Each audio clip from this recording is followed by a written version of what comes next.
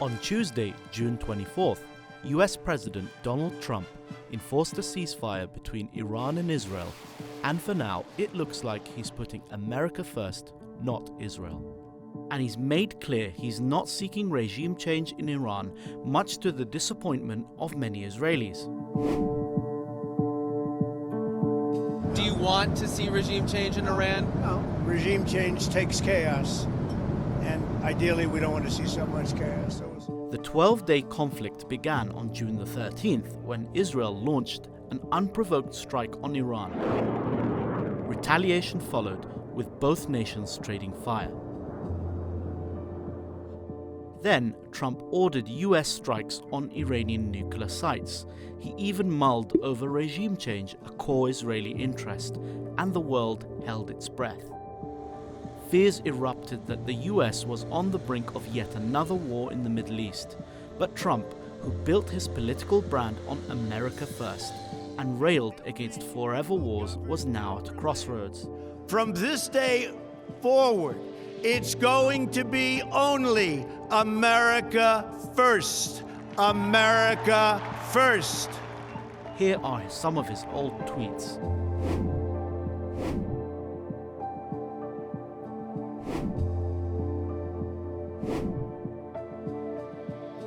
His base, the core MAGA movement, wasn't just uneasy, they were furious. Scarred by the WMD lies that led to the US invasion of Iraq and a deadly and drawn-out war, they demanded Trump stay out. No more regime change, no more US troops dying for foreign interests. Stay true to America first or lose our support. Even key Trump allies like Marjorie Taylor Greene took to social media, blasting any move toward war. And they weren't alone. Most Americans stood against yet another conflict. The pressure on Trump was massive, but it came from his own people. In the end, it seems he heeded the wishes of his core base rather than those of the pro-Israel lobbying juggernaut, AIPAC, and of Israeli officials who made no secret of their desire for war with Iran and regime change in Tehran. It's not the first time Donald Trump has positioned himself as a president who seeks peace and avoids foreign entanglements. During his first term, he opened direct talks with the Taliban, laying the groundwork for a US withdrawal from Afghanistan, an exit that his successor Joe Biden ultimately carried out in August 2021. Now in his second term, Trump has taken a more aggressive diplomatic stance. He strong-armed Ukraine into entering peace negotiations with Russia, aiming to bring an end to the long-running war. If you could get a ceasefire right now, I tell you, you'd take it so the bullets stop flying and your men stop getting killed. Trump refused to get involved in Syria as the Assad regime collapsed in December 2024. Several months later, Trump met with Syria's new president Ahmed al-Shara and moved to lift long-standing US sanctions on the war-torn nation. Meanwhile, tensions seemed to develop between Israeli Prime Minister Benjamin Netanyahu and Trump after the former violated a US-brokered ceasefire in Palestine's Gaza. The maverick president also intervened and brokered a fragile ceasefire between Pakistan and India as tensions flared once again over disputed Kashmir. Trump has made no secret of his desire to be seen as a peacemaker and perhaps even a contender for the Nobel Peace Prize. Well, they should give me the Nobel Prize. I should have gotten it 4 or 5 times. That ambition was on full display Tuesday morning when he launched into a profanity-laden tirade on live television, blasting both Israel and Iran for violating ceasefire terms. You know what? We basically have two countries that have been fighting so long and so hard that they don't know what they're doing. Do you understand that?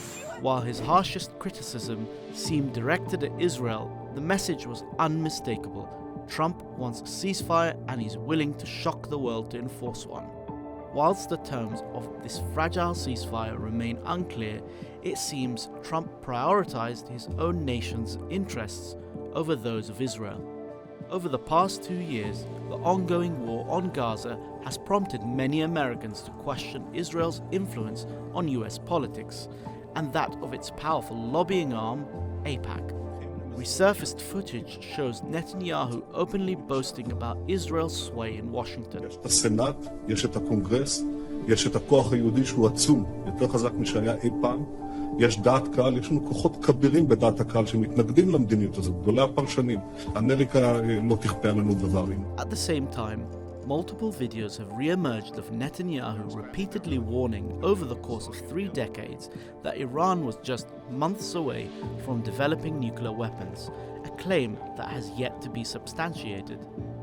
To many Americans, these warnings appear less like crucial intelligence and more of a drumbeat toward war, one that would serve Israel's long-standing goals rather than US interests.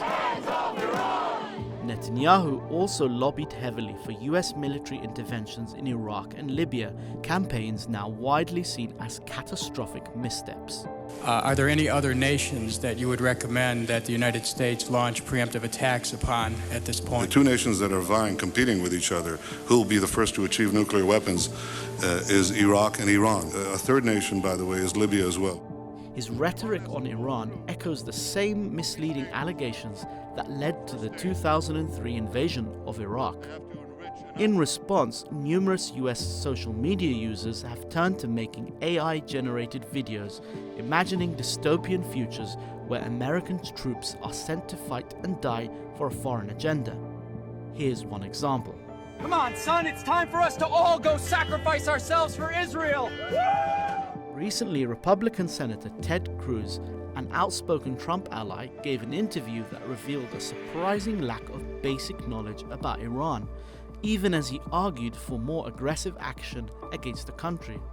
How many people live in Iran, by the way? I don't know the population. At all? No, I don't know the population. You don't know the population of the country you seek to topple? More revealing still were the comments he made, revealing his unwavering ideological support for Israel, which seemed disconnected from the growing America First sentiment among Trump's base. We are commanded to support Israel. As voters increasingly call for a foreign policy rooted in national interest, Cruz's stance and the broader bipartisan political consensus pledging ironclad allegiance to Israel feels increasingly out of step. So the question remains, with a highly influential pro-Israel lobby entrenched in Washington, how long can Trump or any US leader truly put America first? Only time will tell.